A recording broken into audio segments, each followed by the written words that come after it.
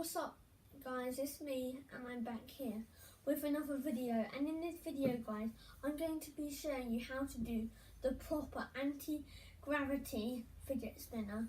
So basically all you want to do now is get a normal pen, take out the lid and the bottom bit, but it needs to be one like this because with the other one you can't really get them around my area and stuff like that.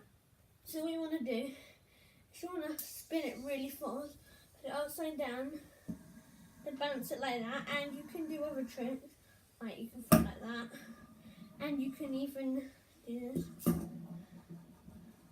and it twiddles around. That's also pretty cool.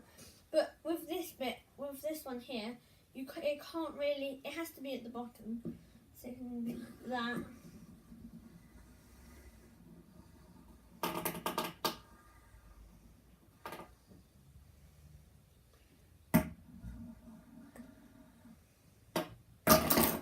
Okay, but anyway, yeah, it's pretty cool, and this way you can do it with this one, this side, but I don't recommend it.